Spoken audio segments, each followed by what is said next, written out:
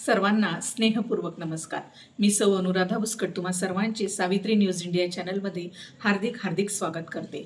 महात्मा ज्योतिबा फुले यांच्या 200व्या जयंतीनिमित्त आपण सावित्रीबाई फुले यांच्या काव्य फुले काव्यसंग्रहातील काही कविता बघत आहोत। त्यातीलच एक इतिहासपर कविता, छत्रपती शिवाजी। छत्रपती शिवाजींचे प्रातस्मरण करावे, छत्रपती शिवाजींचे प्रातस्मरण करावे। शूद्रादी अतिशूद्रांचा प्रभू वंदू मनोभावे, शूद्रादी अतिशूद्रांचा प्रभू वंदू मनोभावे।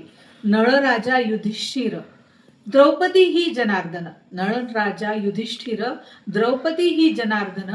पुण्यश्लोक पुराणात इतिहासी शिवानन, पुण्यश्लोक पुराणात इतिहासी शिवानन।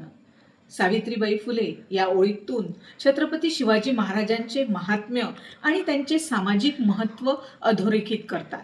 त्या म्हणतात की छत्रपती शिवाजी महाराजांचे नाव अत्यंत आदराने आणि श्रद्धेने प्रातस्मरण म्हणजे सकाळीच घ्यायला पाहिजे। ते केवळ एक राजा नव्हते, स्वराज्याची स्थापना केली, त्यामुळे ते खऱ्या अर्थाने या सामान्य जनतेचे प्रभू किंवा रक्षक आहेत। अशा लोकराजाला मनापासून वंदन करावे। पुराणांमध्ये ज्याप्रमाणे नलराजा, युधिष्ठिर आणि द्रौपदी यासारख्या पुण्यवान व्यक्तींचा उल्लेख पुण्यश्लोक म्हणून केला जातो, त्याचप्रमाणे शिवाजी महाराज हे सर्वात तेजस्वी आणि वंदनीय नाव आहे। पुराणातील पात्रांपेक्षाही महाराजांचे कार्य वास्तववादी आणि लोककल्याणाचे असल्याने ते इतिहासातील श्रेष्ठ नायक आहेत। दलितांच्या आणि बहुजनांच्या उद्धारासाठी महाराजांनी दिलेला लढा अत्यंत महत्त्वाचा असल्याने त्यांचे स्मरण करणे हे प्रत्येकाचे कर्तव्य आहे।